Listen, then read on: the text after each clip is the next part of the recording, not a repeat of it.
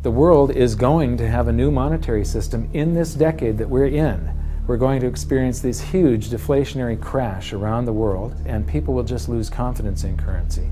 And what do they always go back to throughout history? Time after time, for the last 5,000 years actually, they always go back to gold and silver.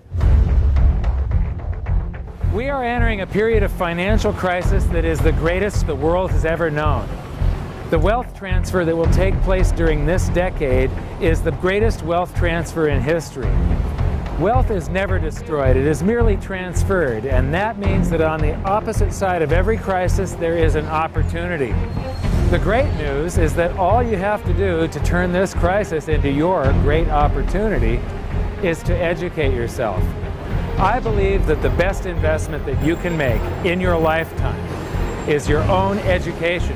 Education on the history of money, education on finance, education on how the global economy works, education on how all of these guys, the central bankers, the stock market, how they can cheat you, how they can scam you. If you learn what is going on and how the financial world works, you can put yourself on the correct side of this wealth transfer. Winston Churchill once said that the further you look into the past, the further that you can see into the future. This program is all about creating your own crystal ball, being able to gaze into the future, being able to change this crisis, the greatest crisis in the history of mankind, into your great opportunity. There have been thousands upon thousands upon thousands of fiat currencies throughout history, and there isn't one that survived. It is a 100% failure rate. And we started this experiment where all the world's currencies would be fiat currencies simultaneously in 1971. But what we have here, 30 to 40 years, different monetary system, 30 years, 28 years, 39 years plus, what's next? The world is going to have a new monetary system in this decade that we're in. We're going to experience this huge deflationary crash around the world. The world will probably end up on some sort of new monetary system, probably after governments try and print their way out of this and cause hyperinflations of all the currencies, and people will just lose confidence in currency. And what do they always go back to throughout history? Time after time, for the last 5,000 years actually, they always go back to gold and silver. The 7 stages of empire.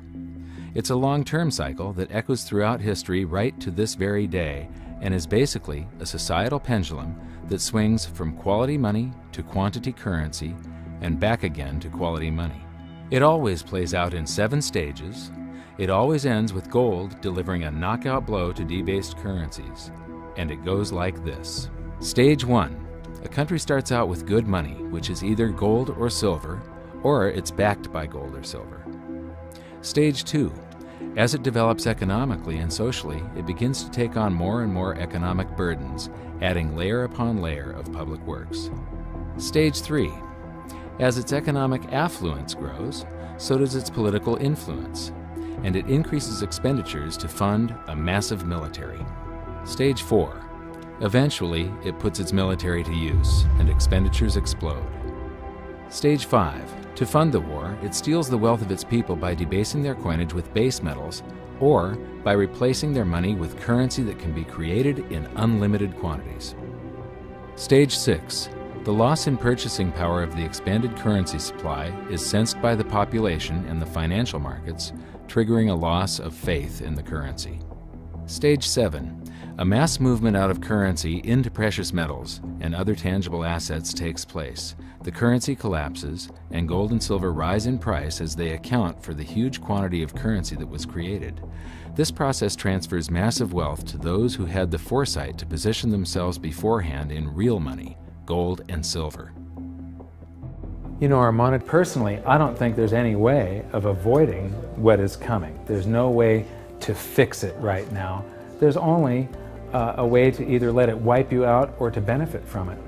And I want to make sure that it's not just a few of the big investors in the world that are ending up with all the cookies. I want to make sure that there's as many small investors as possible that are benefiting from it, because that's what makes society run. Middle class, small investor,